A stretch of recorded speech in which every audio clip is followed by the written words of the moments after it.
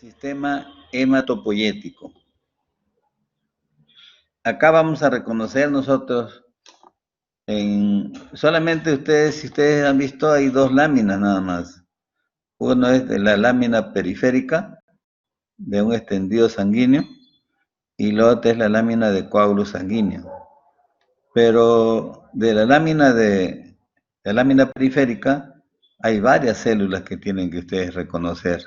Tienen que reconocer los 3 glóbulos blancos polimorfos nucleares, las 2 células glóbulos blancos mononucleares, tienen que reconocer la plaqueta, tienen que reconocer los glóbulos rojos, tienen que reconocer también las células que se encuentran en la médula ósea, ¿no? O sea, son varias células que les vamos a explicar ahora. Acá ya en esta diapositiva nosotros observamos, ya estamos viendo gran cantidad de glóbulos rojos, como vemos acá, y también glóbulos blancos, como es lo que estamos viendo acá. ¿Ven? Glóbulos blancos. Existen cantidades de glóbulos rojos y pocos glóbulos blancos. Ahora, cuando ustedes... a ver, si no, lo dejo como tarea ahora. Una vez que... Aquí hay un error en esta imagen. En esta imagen hay un error. Entonces, al término de la práctica, yo voy a llamar a un alumno y este alumno me va a decir cuál es el error que está en esta imagen. ¿Ya? Entonces, no se lo voy a decir todavía.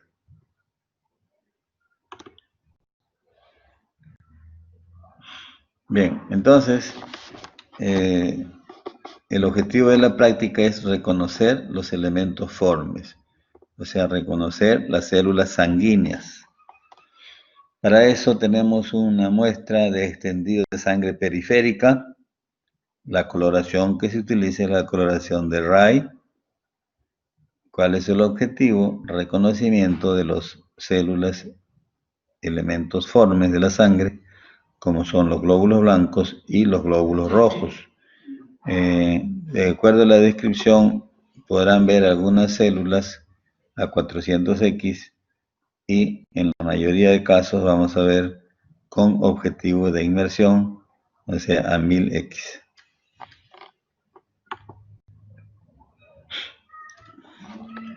Empezamos con los glóbulos rojos, o llamado también eritrocitos, o llamado también hematíes. Quiero aclarar que en esta práctica, en esta y en todas las prácticas, cuando explicamos, nosotros agregamos algo que no está en la diapositiva. Por ejemplo, decimos glóbulo rojo, o también decimos eritrocitos, o también podemos decir hematíes. Pero acá no está hematíes, miren.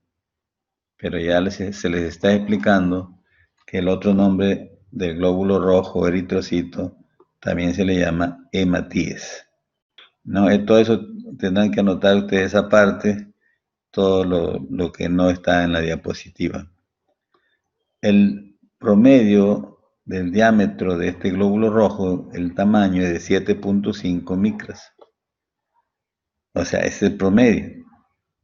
O sea, puede ir desde 7.4 hasta 7.8 micras. Son células anucleadas, lógicamente todos los glóbulos rojos no tienen núcleo.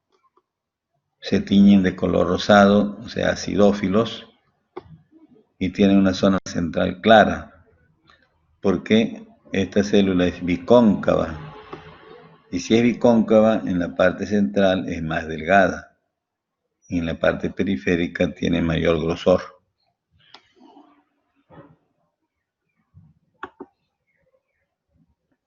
Entonces vemos acá glóbulos rojos, que en la parte central la vemos más clara.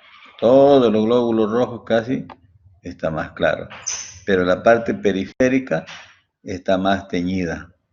¿Ven? Una coloración acidófila. ¿quién le da el color rojo a la sangre? Es la hemoglobina. La hemoglobina. Luego vamos a observar que como este glóbulo rojo es bicóncavo, en la parte central está la concavidad, por lo tanto es más delgado el grosor. Y si es más delgado el grosor, habrá menor cantidad de hemoglobina. Y si hay menor cantidad de hemoglobina, la tinción va a ser clara. En la periferia el grosor es mayor. Y si hay mayor grosor, entonces habrá mayor cantidad de hemoglobina. Y si hay mayor cantidad de hemoglobina, entonces habrá una mayor tinción en la parte periférica del glóbulo rojo. Acá aprovechamos de ver una plaqueta. Acá abajo, esquemáticamente, vemos un glóbulo rojo y vemos que en la parte central hay una concavidad.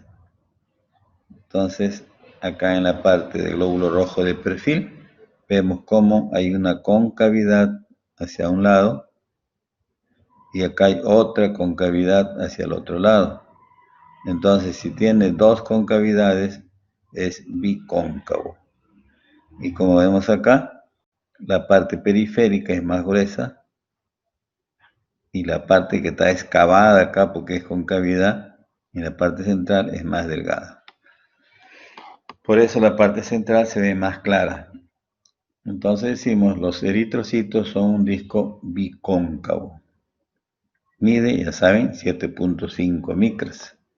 La cantidad de glóbulos rojos que presenta la persona es de 4.800.000 por milímetro cúbico, pero es el promedio.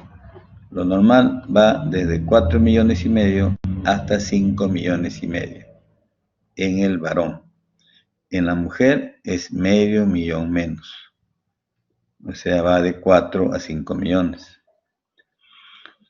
Vamos a ver también ya el color rosa brillante, acidófilo, es debido al contenido de hemoglobina, como ya hemos dicho. Mayor cantidad de hemoglobina, mayor tinción, por la afinidad entre la hemoglobina y la eosina.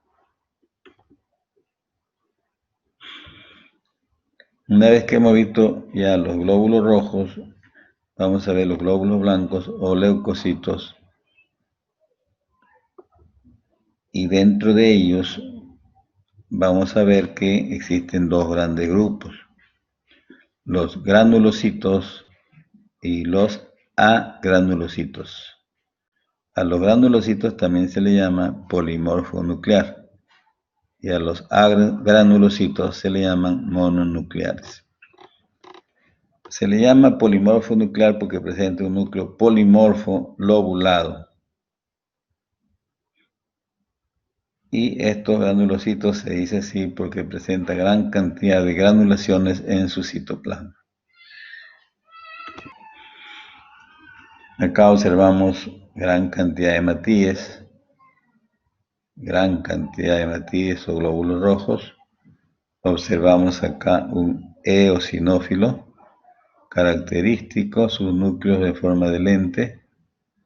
Encontramos acá un linfocito bien característico con su núcleo grande, redondo, excéntrico y un citoplasma escaso.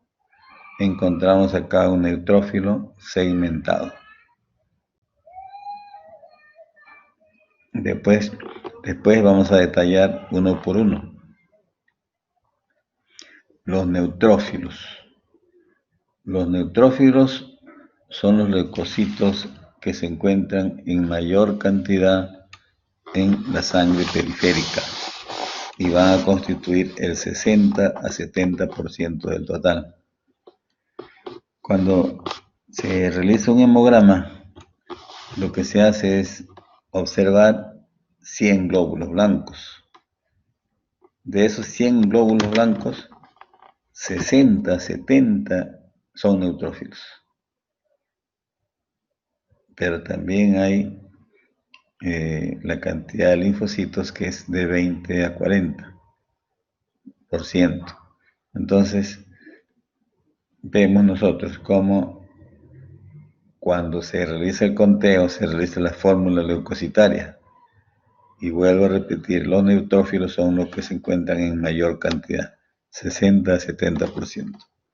Los neutrófilos miden de 9 a 12 micras y su citoplasma presenta gran cantidad de granulaciones, ¿no?, que se tiñe de color lila o rosado.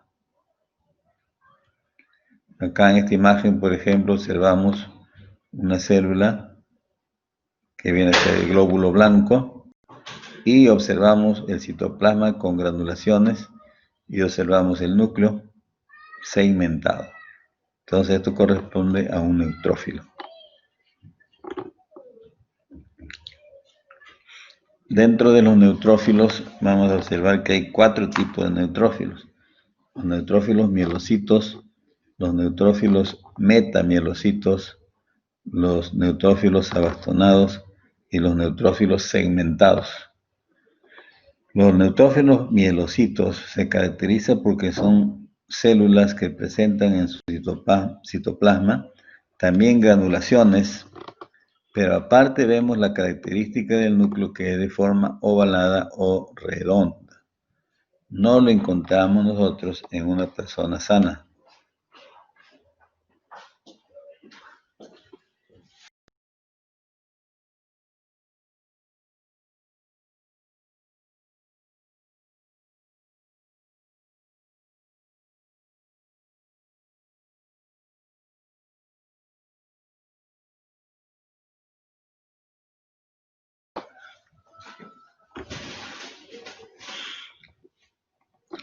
En esta lámina nosotros vamos a observar una célula. Es una célula grande, redonda generalmente, con un núcleo redondo o núcleo ovalado, con una cromatina regularmente densa. Entonces, esto que vemos acá, esta célula, y también la que estamos viendo acá sí observamos su citoplasma con granulaciones, corresponde a un neutrófilo mielocito. Entonces ya saben, es un neutrófilo mielocito. Luego tenemos también a otro neutrófilo que no se encuentra en la sangre periférica, así como el anterior, que tampoco se encontraba en la sangre periférica, es el metamielocito. Metamielocito, por pertenecer a los granulocitos, también tiene su citoplasma con gran cantidad de granulaciones y las características del núcleo, porque el núcleo presenta pequeñas escotaduras o indentaciones. No se encuentra en la sangre periférica normalmente. Y acá observamos, por ejemplo, un metamielocito, una célula redondeada con un citoplasma con granulaciones y un núcleo caracterizado por presentar una hendidura, ¿no?, una hendidura o indentaciones. Como vemos acá, hay como una excavación, viene a ser la hendidura característico de un metamielocito.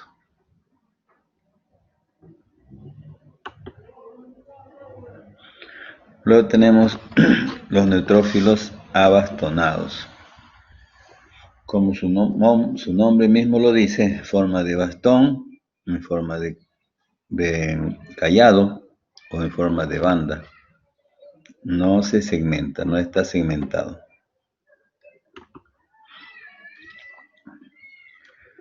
Vemos nosotros neutrófilos que no están segmentados. Parece un callado o un bastón, ¿no? Entonces, un neutrófilo abastonado. Nosotros vemos que es segmentado cuando se aparece como lóbulos o segmentos y unidos por un filamento delgado, ¿no?, lo que no sucede acá. Acá vemos otra célula que es un neutrófilo abastonado muy característico. Observen el núcleo, parece un callado o bastón, ¿no?, o en banda. Neutrófilo abastonado. Acá también es igual. Acá hay un neutrófilo también abastonado que prácticamente se está segmentando.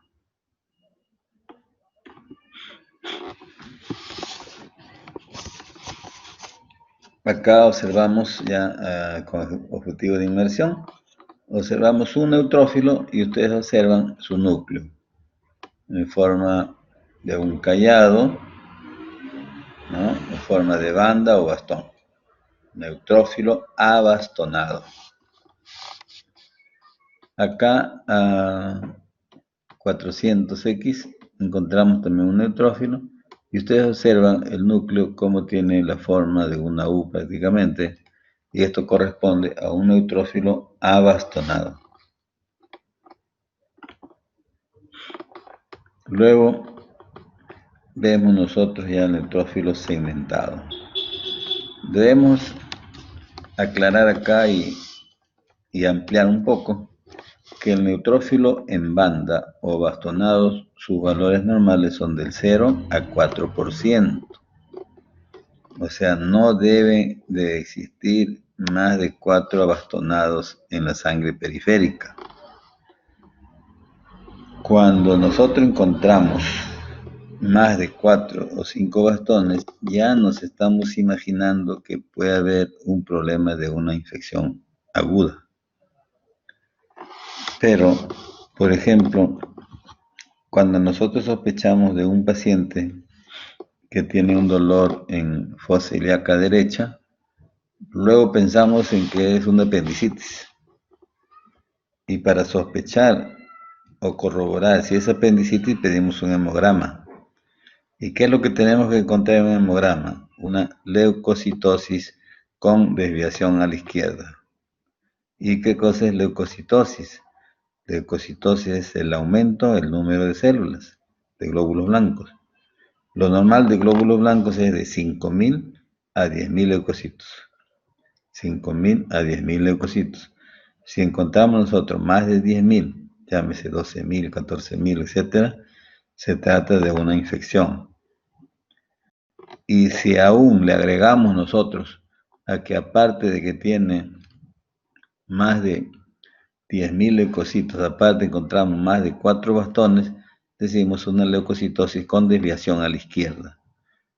El aumento del número de abastonados más de 4 es lo que le da la denominación de desviación a la izquierda. Y el aumento del glóbulo blanco más de 10.000 le da la denominación de leucocitos. Entonces, cuando encontramos más de 10.000 leucocitos y más de 4 bastones, decimos tiene una leucocitosis con desviación a la izquierda, muy característico de lo que presentamos, de lo que se presenta en una apendicitis aguda.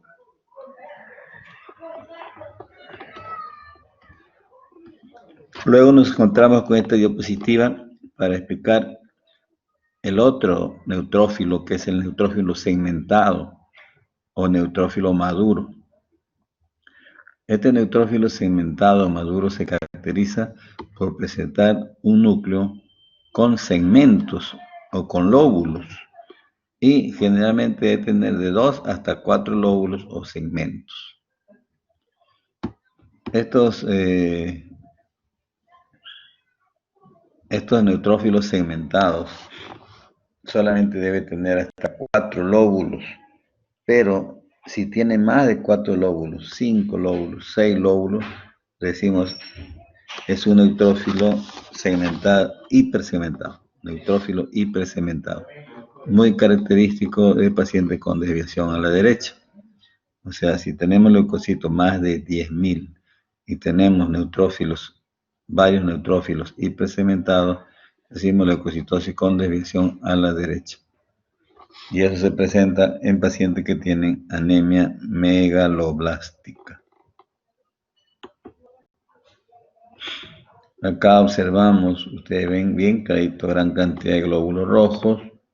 Luego observan un neutrófilo segmentado, caracterizado por presentar un lóbulo, otro lóbulo, y están unidos por filamento delgado, un filamento fino.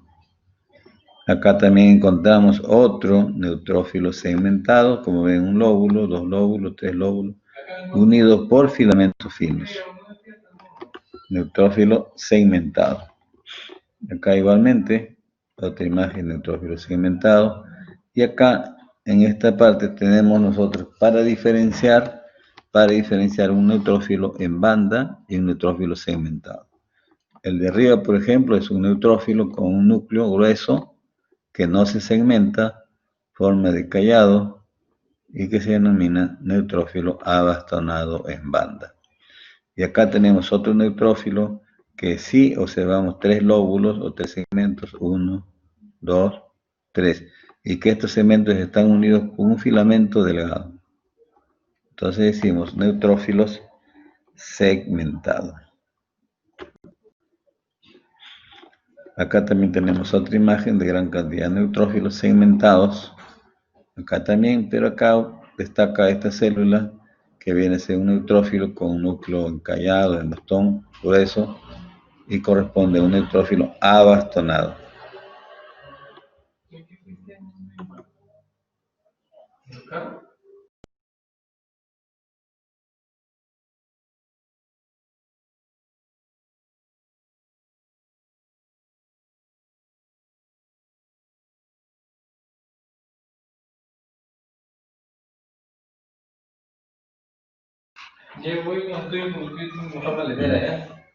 Ya. Luego continuamos acá con otro granulocito, ya, que corresponde al eosinófilo. Cada una de las células de los glóbulos blancos tienen su característica específica. Tienen una característica, ¿por qué lo reconocemos nosotros? Por ejemplo acá, eosinófilo. Ustedes se acuerdan, granulaciones rojizas o eosinófilas en el citoplasma. Ya, la única que tiene, el eosinófilo. Luego, núcleo. ¿Cómo está el núcleo? El núcleo presenta dos lobulaciones en forma de lentes o anteojos o núcleo en alforja. Entonces, eso corresponde a eosinófilos.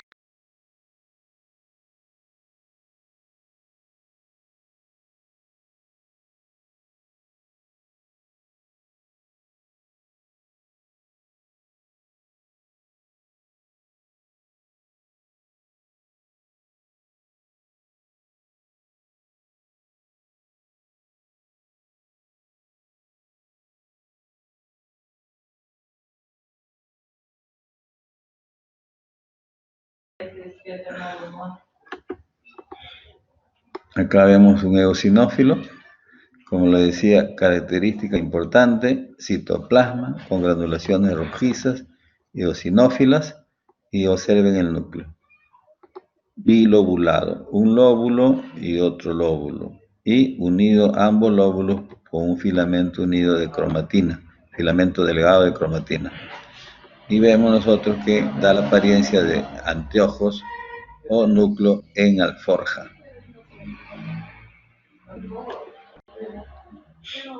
Nuevamente acá vemos otra lámina y acá otro eosinófilo con sus granulaciones rojizas y su núcleo bilobulado o núcleo en alforja. El que está acá es un linfocito. Acá también otra vez eosinófilos, forma de anteojos o núcleo. Acá igualmente. Acá ya a 400X podemos ver también un eosinófilo. Acá vemos esta célula redonda con su núcleo bilobulado que tiene el aspecto de anteojos. Acá también igualmente eosinófilo y aprovechando acá también observamos estas pequeñas moléculas que vienen a ser las plaquetas. Los basófilos también tienen su característica principal. Se acordarán solamente que se caracteriza porque el citoplasma presenta granulaciones gruesas, densas, bien basófilas y que no deja ver el núcleo. Mide de 8 a 10 micras de diámetro, gran cantidad de granulaciones grandes, irregulares y toscas, teñidas de color azul oscuro, que cubren o enmascaran o no dejan ver el núcleo. Acá observamos un basófilo, aquí se encuentran las granulaciones en gran cantidad y no observamos qué forma tiene este núcleo. Vemos que participa en las reacciones inflamatorias y en las reacciones de sensibilización, o sea, aumentan en casos de alergia. El eosinófilo también aumenta en caso de alergia o parasitosis. Acá vemos nuevamente un basófilo. Acá también igualmente otro basófilo en el cual no se ve la característica del núcleo. Luego pasamos al otro grupo ya, a los agranulocitos o mononucleares. Entonces se caracteriza porque no presenta granulaciones del citoplasma. Vemos, por ejemplo, el linfocito. El linfocito igual también tiene una característica muy peculiar. Como vemos acá, el tamaño no es tan grande, es el glóbulo blanco más pequeño que mide de 7 a 10 micras. Y otra de las características principales es su núcleo grande, redondo, que casi ocupa todo el citoplasma y es bien denso, o sea, es bien teñido, bien basófilo. Y si observamos el citoplasma es escaso. Aparte que el núcleo generalmente se encuentra excéntrico, o sea, no lo encontramos en la parte central, sino a un lado, como el que vemos acá, su núcleo grande, redondo, excéntrico. Igualmente bien basófilo. Acá encontramos un linfocito donde vemos un núcleo grande, redondo, pero lo vemos en la parte central. Como le digo, siempre, generalmente, es como estamos viendo acá. Su núcleo excéntrico y un citoplasma escaso. Lo que estamos observando aquí es un neutrófilo segmentado.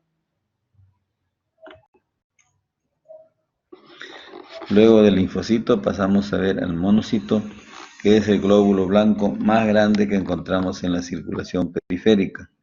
Mide de 10 a 20 micras de diámetro. También se le denomina grandes mononucleares. Este monocito se caracteriza porque su núcleo tiene una cromatina fina y laxa, por lo que se colorea menos que el núcleo del linfocito. Acá vemos un monocito que mide de 14 hasta 20 micras, es el más grande de todos los glóbulos blancos, y acá su núcleo con una cromatina laxa, y vamos a observar que presenta una escotadura en la parte central, lo cual da la apariencia de un riñón. Por eso se dice núcleo en forma arriñonada. Acá también igual, núcleo en forma arriñonada.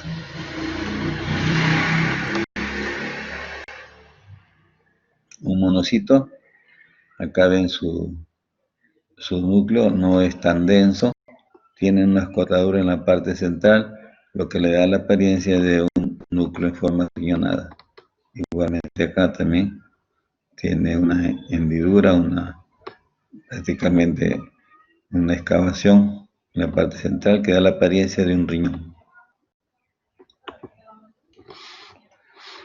Luego pasamos a ver ya las plaquetas. Las plaquetas miden de 1 a 2 micras. Son pequeñas estructuras discoides de aspecto casi estrellado. Podemos observarlos dispersas o podemos observarlos aglutinados. Y tiene una función principal que es de coagulación. Como vemos acá, plaquetas también denominadas trombocitos, se encuentran aglutinados o se encuentran aislados. Acá lo vemos aislado. Las plaquetas tienen la función de coagulación. Coágulo de médula ósea. La otra lámina es de coágulo de médula ósea. Entonces, con coloración RAI. Entonces acá vamos a reconocer los elementos inmaduros de la sangre.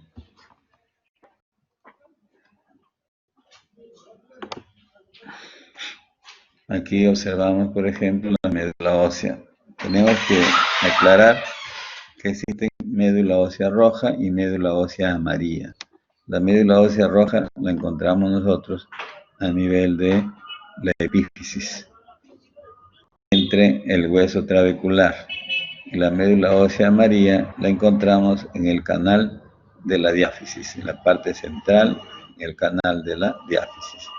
Las funciones de la médula ósea sabemos que es la formación de varios tipos de células sanguíneas, lo que corresponde a hematopoiesis. Poiesis, maduración, hematocélulas sanguíneas. También fagocitosis, destrucción de células de microorganismos, producción de anticuerpos. Como vemos acá en esta lámina, células adiposas, ¿no?, en regular cantidad, y aquí gran cantidad de células sanguíneas inmaduras. Acá nuevamente observamos el hueso. Este es un tejido óseo esponjoso y todo esto corresponde al hueso trabecular o hueso esponjoso. Alrededor de este hueso, miren, gran cantidad de células sanguíneas inmaduras. Acá observamos una célula grande con gran cantidad de núcleos. Entonces decimos es una célula gigante multinucleada. Esto corresponde al megacariocito. Muy importante este megacariocito porque la fragmentación de este megacariocito va a dar lugar a la formación de las plaquetas. Acá encontramos otro megacariocito. También célula gigante multinucleada. Como vuelvo a repetir, es importante porque va a dar lugar a la formación de las plaquetas.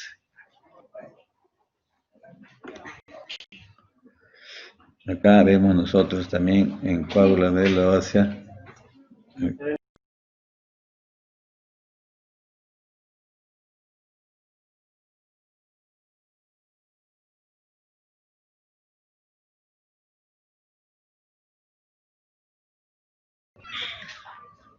Observamos en esta lámina entonces células que ya están pasando al proceso de maduración, como por ejemplo acá vemos un neutrófilo, ya ven, con gran cantidad de granulaciones en su citoplasma y el núcleo que está segmentado.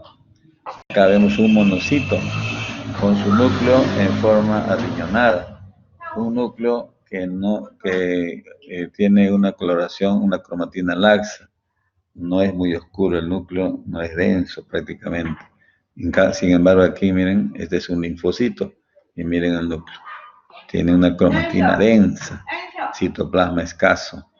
Acá un basófilo, acá vemos un eosinófilo. Acá dice monocito, pero no es monocito. Monocito es así, en forma rellonada.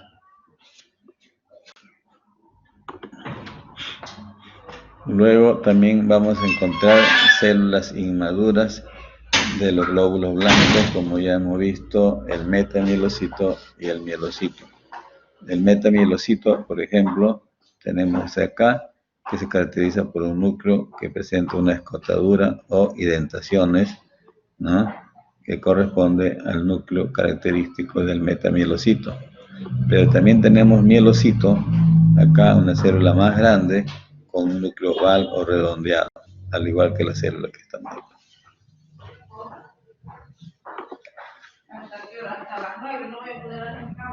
Y luego acá también vemos nosotros la maduración de los glóbulos rojos, ¿no?, en donde vamos a ver eritroblastos, ¿no?, desde eritroblastos ortocromáticos, policromatófilos, hasta la formación de un hematíe o glóbulo rojo.